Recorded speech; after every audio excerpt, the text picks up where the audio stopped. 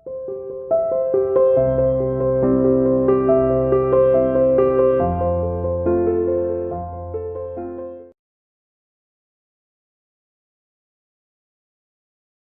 students, welcome to CR International School online study system. I hope all of you will be fine at home, stay safe. We are doing business studies.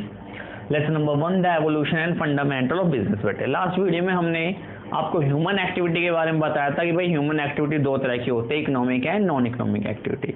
Economic activity जिसका जो मकसद होता है या purpose होता है profit earn करना होता है, और नॉन इकोनॉमिक एक्टिविटी जिसका मकसद सोशल वेलफेयर या मेंटल सेटिस्फेक्शन होते हैं। बेटे इकोनॉमिक एक्टिविटी 3 टाइप की हमने आपको बताई थी, business, profession and employment. Business मैंने लास्ट वीडियो में आपके लिए पूरी कर दी थी, इस वीडियो में हम आपको प्रोफेशन और एम्प्लॉयमेंट के बारे में बताएंगे। बेटे सबसे पहले देखिए, profession is an economic activity. तो सबसे पहले आपको पता होना चाहिए कि प्रोफेशन एक इकोनॉमिक एक्टिविटी होती है, ठीक है। Economic activity which is carried by a person, which is carried by a person having specialized knowledge and skills। बेटे तो एक ऐसा ही पर्सन इसको कैरी आउट कर सकता है प्रोफेशन को जिसके पास स्पेशलाइज्ड नॉलेज एंड स्किल्स होती है for serving the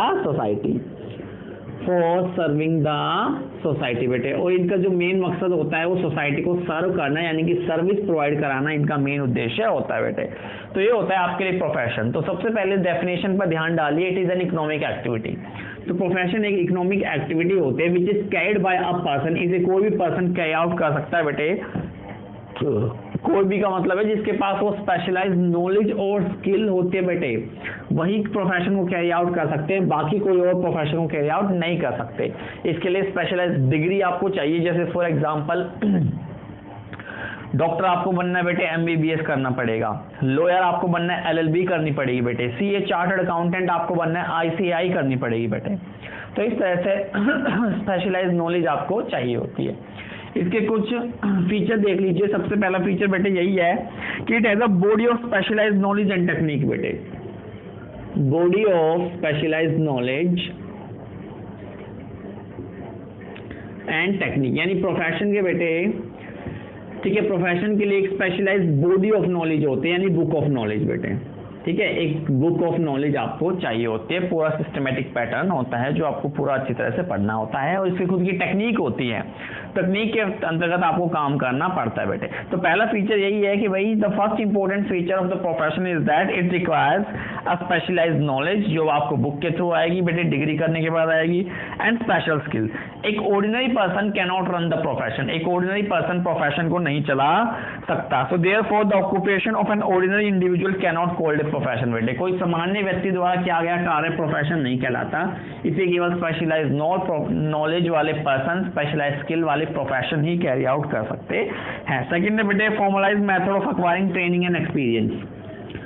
formalised method of acquiring, ठीक है, formalised method of acquiring knowledge and training and experience. बेटे तो कहने का मतलब है, फॉर्मलाइज्ड मेथड का मतलब बेटे यहाँ पे इंस्टीट्यूशन से है कि प्रोफेशन को कैरी आउट करने के लिए स्पेशल इंस्टीट्यूशन होते हैं, उन स्पेशल इंस्टीट्यूशन से ही आप अपनी ट्रेनिंग और एक्सपीरियंस बेटे गेन कर सकते हो। तो इसीलिए इन्होंने कहा है कि there should always a provision for training and experience for a professional. Profession carry out करने के लिए आपको स्पेशलाइज्ड ट्रेनिंग चाहिए होती है और आपको एक्सपीरियंस गेन करना होता बेटे। It means that only the human activity can be called a profession, the knowledge of which is imparted by some special institution. बेटे तो कुछ स्पेशल इंस्टीट्यूशन होते हैं, जैसे कि बेटे डॉक्टर बनने के लिए डॉक्टर के लिए इंस्टीट्यूशन होता है medical council of India, lawyer के लिए इंस्टीट्यूशन होता है बार काउंसिल ऑफ इंडिया, CA बनने के लिए इंस्टीट्यूशन होता है ICAI, यानी कि institute of chartered accountant in India. बेटे तो ये सारे स्पेशल इंस्टीट्यूशन हैं जो आपको स्पेशलाइज्ड प्रोफेशनल कोर्स ऑफर्ड करते हैं। तो इन स्पेशलाइज्ड इंस्टीट्यूशन से जब आप बेटे कोर्स कर पाते हो तभी आप प्रोफेशन को कैरी आउट कर सकते हो। इसीलिए प्रोफेशन को बेटे अचीव करने के लिए स्पेशलाइज्ड या फॉर्मलाइज्ड मेथडों का होना जरूरी होता है। बेटे आगे है establishment of representative professional association. Establishment of representative professional association. बेटे तो प्रोफेशनल एसोसिएशन होते हैं जो इन प्रोफेशन की एक्टिविटीज को रेगुलेट करते हैं, उनके लिए रूल्स रेगुलेशन तैयार करते हैं बेटे, ठीक है। इंपॉर्टेंट फंक्शन इनके काफी होते हैं। तो ये जो प्रोफेशनल एसोसिएशन होते हैं वो देखिए क्या क्या कार्य करते हैं एक प्रोफेशन के लिए। सबसे पहले to regulate the behaviour of its member बेटे, कि हर कोई प्रोफेशनल अपने प्रोफेशन को सही ढंग से परफॉर्म करे, इसके लिए उसके बिहेवियर को कंट्रोल किया जाता है। To create a code of conduct, ठीक है, कोड ऑफ कंडक्ट यानी कि रूल्स रेगुलेशन का निर्माण करना बेटे।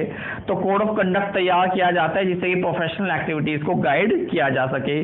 To build up and promote the image of its member of professional, अपने प्रोफेशनल की मेंबर्स की इमेज क्रिएट करने के लिए बेटे, ठीक है, ये बिल्डअप करते हैं भाई, प्रोफेशन को कैरी आउट करने के लिए उनकी इमेज क्रिएट करते हैं ताकि ज्यादा से ज्यादा लोग उस प्रोफेशन को कैरी आउट कर सके।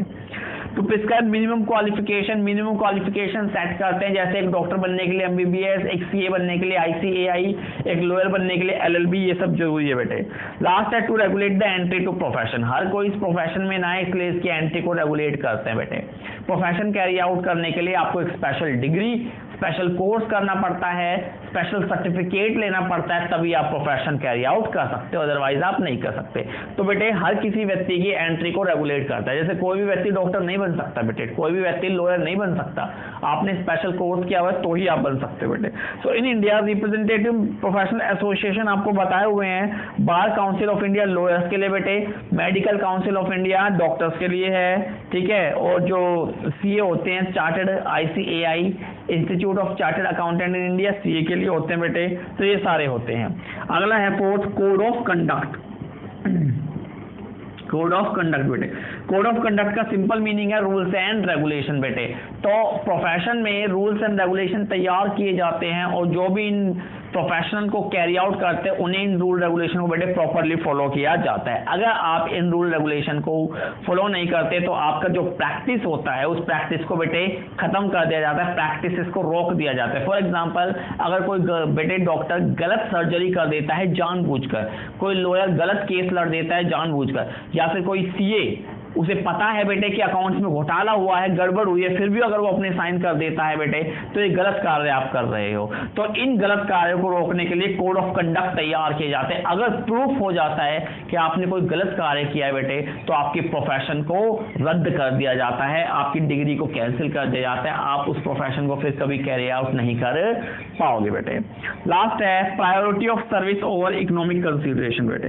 डेफिनेटली एक इकोनॉमिक एक्टिविटी तो है, ठीक है, बट यहां पर प्रायोरिटी सर्विस को दी जाती है बेटे। प्रायोरिटी ऑफ सर्विस और इकोनॉमिक कंसीडरेशन बेटे। तो इकोनॉमिक कंसीडरेशन की बजाय लोगों को सर्विस देना ज्यादा इंपॉर्टेंट है बेटे। जैसे किसी लॉयर के पास कोई गरीब आदमी आया जिसके पास इतने पैसे नहीं है बेटे, तो एक लॉयर का फर्ज बनता है भाई आप उसे थोड़ा बहुत चार्ज करके, अपनी थोड़ी बहुत फीस चार्ज करके आप उसका केस लड़ दो।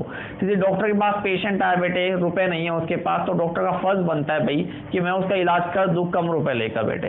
तो ये एक जो सर्विस वाली भावना होती है ना कि सेवा करनी है लोगों की बेटे, ये सेवा इन लोगों में होनी चाहिए। आजकल नहीं है, लेकिन किताबी पॉइंट ऑफ व्यू से ये कहते हैं भाई कि ये सर्विस की भावना होनी चाहिए। आपको केवल इकोनॉमिक कंसिडरेशन, आपको केवल अपना आर्थिक प्रॉफिट, अपना आर्थिक हित नहीं देखना बेटे, लोगों की सेवा करना भी आपका उद्देश्य होना चाहिए। तो इसी पर्पज से ये कहते हैं कि भाई सभी बिजनेस एक्टिविटी वैसे तो प्रॉफिट के लिए की जाती है, रेमुनरेशन के लिए की जाती है, लेकिन जो प्रोफेशन होता है बेटे वो लोगों को सर्विस प्रोवाइड भी कराना पड़ता है। तो प्रोफेशनल्स की इसीलिए रिस्पेक्ट होते हैं बहुत ज्यादा सोसाइटी में भाई, कि वो सर्विस भी देते हैं और साथ ही साथ अपने बिजनेस को भी कैरी आउट करते हैं। जैसे एक डॉक्टर बेटे follow his profession for his living but social service happen to be his main objective. उसका मेन ऑब्जेक्टिव क्या है? सोशल सर्विस बेटे। तो ये था आपका प्रोफेशन, एक इकोनॉमिक एक्टिविटी जिसे स्पेशलाइज्ड और स्किलफुल लोग ही कैरी आउट कर सकते हैं। Having a requirement of special degree is well. अब देखिए एम्प्लॉयमेंट क्या होता है बेटे। सो एम्प्लॉयमेंट की मीनिंग बता रहे बेटे मैं आपके लिए। Employment is a contract. सबसे पहले तो ये कॉन्ट्रैक्ट होता है बिटवीन एम्प्लॉयर एंड एम्प्लॉय बेटे, बिटवीन एम्प्लॉयर एंड एम्प्लॉय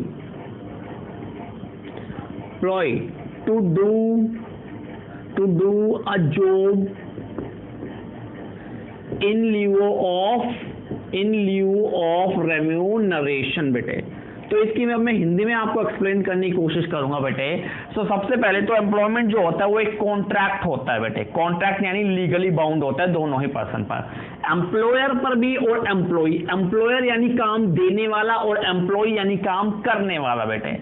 तो एम्प्लॉयर और एम्प्लॉय यानी ओनर और एम्प्लॉय के बीच एक कॉन्ट्रैक्ट होता है जिसमें जो एम्प्लॉय होता है बेटे वो ओनर के लिए काम करता है इन ल्यू ऑफ रेमुनेशन। इन ल्यू का मतलब है बदले में, ठीक है। तो रेमुनेशन के बदले में वो उसके लिए काम करता है बेटे।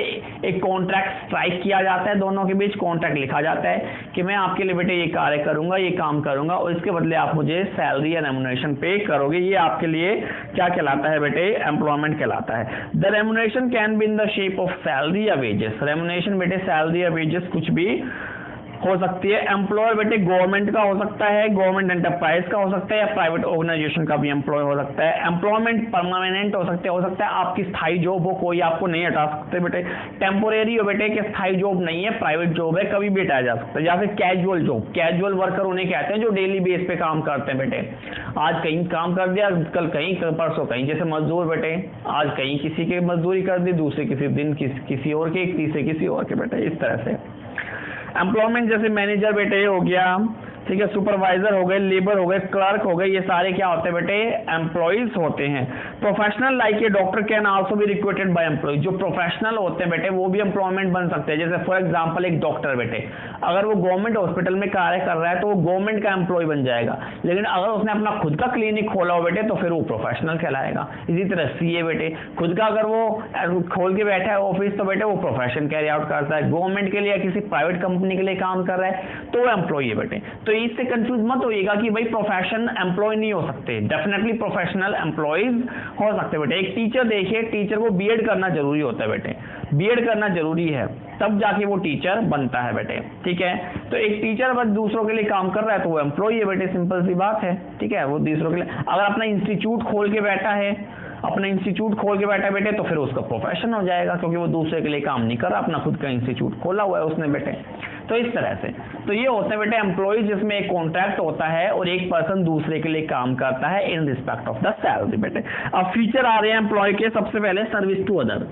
तो बेटे एम्प्लॉय में होता क्या है? एम्प्लॉयमेंट में दूसरों के लिए सर्विस की जाती है, ठीक है। रेमुनरेशन के बदले बेटे, वेजेस सैलरीज के बदले दूसरे लोगों के लिए काम किया जाता है। सेकेंड है पर्सनल सर्विस बेटे, ठीक है। वो अपनी पर्सनल सर्विस बेटे एम्प्लॉयर को प्रोवाइड कराता है। जो एम्प्लॉय होता है ना वो अपनी पर्सनल सर्विस, ठीक है, प्रोवाइड कराता है और वो काम खुद करता है, किसी और के ऊपर ट्रांसफर नहीं कर सकता बेटे। वो सर्विस उसे खुद पर्सनल देनी पड़ती है, किसी और को वो काम अपना ट्रांसफर नहीं कर सकता। So he can not get service from somebody in his place. अपनी जगह पर वो दूसरों से काम नहीं करा सकता। थर्ड बेटे एग्रीमेंट। डेफिनेटली एग्रीमेंट बोल लीजिए या कॉन्ट्रैक्ट बोल लीजिए बेटे, एम्प्लॉयर और एम्प्लॉय के बीच कॉन्ट्रैक्ट या एग्रीमेंट होता है, ठीक है। The basis of employment is entered in the contract बेटे। कॉन्ट्रैक्ट में शामिल होता है कि भाई आपकी परमानेंट जॉब है या टेम्पोरल जॉब है या कैजुअल जॉब है बेटे। Similarly the basis of remuneration is also written. Remuneration का जो बेस होता है वही कि आपको सैलरी मिलेगी, कमीशन मिलेगा, फीस मिलेगा, वो भी तय कर दिया जाता है बेटे। फोर है सर्वेंट। सर्वेंट यानी कि एक तरह से, ठीक है, सर्वेंट समझते हो ना आप बेटे, काम करने वाला सर्वेंट, ठीक है। तो जो एम्प्लॉय होता है वो एम्प्लॉयर का सर्वेंट माना जाता है, उसका सेवादार माना जाता है बेटे। एम्प्लॉयर उसका मास्टर होता है और जो भी एम्प्लॉय काम करता है बेटे उसके लिए जो रिस्पॉन्सिबल होता है वो कौन होता है? ओनर होता है या एम्प्लॉयर होता है। तो सर्वेंट की रिलेशनशिप होती है बेटे उसके साथ। फिफ्थ है नो नीड ऑफ कैपिटल। किसी भी एम्प्लॉय को कैपिटल की जरूरत नहीं पड़ती बेटे, ठीक है। वो दूसरों के लिए काम करता है तो उसे कैपिटल लगाने की जरूरत नहीं पड़ती बेटे। कैपिटल एम्प्लॉयर लगाता है, मालिक लगाता है, एम्प्लॉय केवल उसमें काम करता है, अपनी स्किल्स का यूज करके काम करता है और उसके बदले उसे सैलरी मिल जाती है बेटे। तो कैपिटल की उसे लगाने की कोई जरूरत नहीं है। फिर सिक्स्थ है नो रिस्क बेटे। No risk. जो बिजनेसमैन होते हैं उसमें तो रिस्क होता है बेटे। रिस्क का मतलब है चांसेस ऑफ लॉस के चांस भी होते हैं, प्रॉफिट के चांस भी होते हैं। बट एम्प्लॉय में तो आप दूसरों के लिए जॉब कर रहे हो बेटे तो कोई रिस्क वहां पर नहीं होता, अनलेस एंड अनटिल कोई कोरोना जैसी घटना घट जाए बेटे।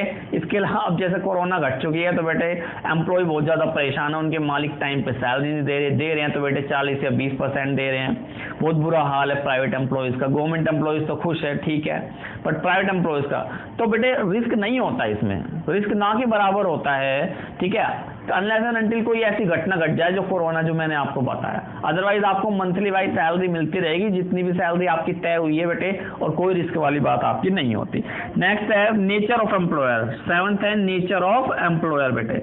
ठीक है। तो एम्प्लॉयर का नेचर कैसा होता है? The employer can be anybody, employer कौन भी हो सकता है बेटे, गवर्नमेंट एम्प्लॉयर हो सकती है, गवर्नमेंट एंटरप्राइज हो सकते हैं बेटे एम्प्लॉयर, या प्राइवेट ऑर्गेनाइजेशन भी आपके एम्प्लॉयर हो सकते हैं बेटे।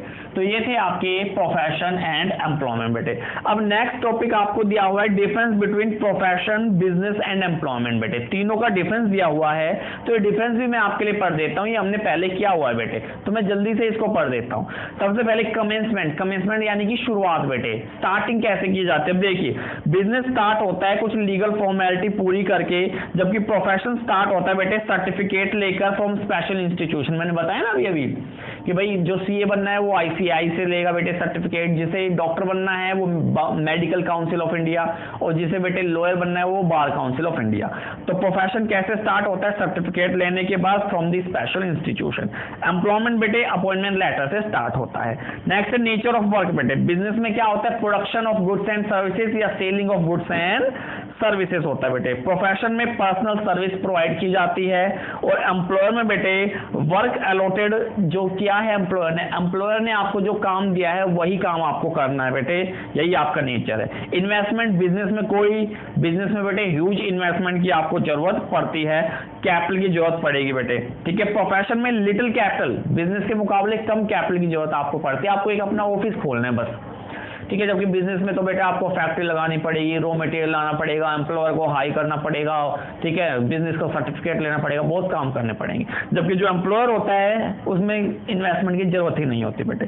नेक्स्ट रिस्क, बिजनेस में रिस्क बहुत हाई होता है बेटे, प्रोफेशनल में रिस्क लो होता है, और एम्प्लॉयर में रिस्क होता ही नहीं है, क्योंकि आपको सैलरी बेस पे काम करना होता है। तो एम्प्लॉयमेंट में बेटे कोई रिस्क आपका नहीं होता। क्वालिफिकेशन, बिजनेस में कोई क्वालिफिकेशन की जरूरत नहीं पड़ती, प्रोफेशन में बेटे क्वालिफिकेशन है, बिना क्वालिफिकेशन के आप कोई प्रोफेशन कैरी आउट नहीं कर सकते बेटे। और एम्प्लॉयमेंट में भी आपको फॉर्मल एजुकेशन चाहिए, जैसे क्लर्क के लिए बेटे ग्रेजुएट होना जरूरी है, एक सुपरवाइजर के लिए 12th पास होना जरूरी है। इस तरह से फॉर्मल एजुकेशन आपको बस चाहिए होती है।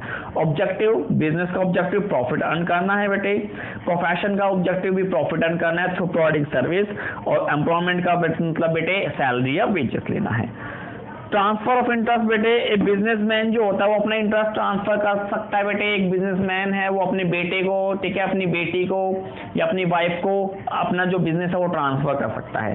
प्रोफेशनल बेटे नहीं ट्रांसफर कर सकते। जिस पर्सन, डॉक्टर बेटे जो सर्जरी परफॉर्म कर रहा है वही करेगा, वो सामने वाले से थोड़ी नहीं कह सकता है कि आप सर्जरी परफॉर्म कर दो, उसको तो आती नहीं है बेटे। तो एक प्रोफेशनल कभी अपना बिजनेस ट्रांसफर नहीं कर सकता, कभी अपना काम ट्रांसफर नहीं कर सकता। Employee also can not transfer is interest, employee भी बेटे अपना इंटरेस्ट ट्रांसफर नहीं कर सकते। At the test of efficiency, कैसे पता लगेगा बेटे आप एफिशिएंट हो या नहीं हो? बिजनेसमैन अगर प्रॉफिट अर्न कर रहा है तो एफिशिएंट है बेटे, professional well quality service provide कर रहा है तो फिर वो बेटे एफिशिएंट है, और अगर एक एम्प्लॉय डेडिकेटेड है अपनी जॉब को लेकर तो फिर वो एफिशिएंट है। लास्ट पॉइंट है बेटे कोड ऑफ कंडक्ट। बिजनेस के लिए कोई कोड ऑफ कंडक्ट नहीं होता, प्रोफेशनल के लिए स्ट्रिक्टली कोड ऑफ कंडक्ट को फॉलो किया जाता है बेटे, और एम्प्लॉयमेंट के लिए एक कॉन्ट्रैक्ट होता है जिस कॉन्ट्रैक्ट को आपको फॉलो करना होता है, यानी कोड ऑफ कंडक्ट नहीं होता, इसके बजाय यहाँ कॉन्ट्रैक्ट होता है बेटे, ठीक है। थैंक यू वेरी मच बेटे।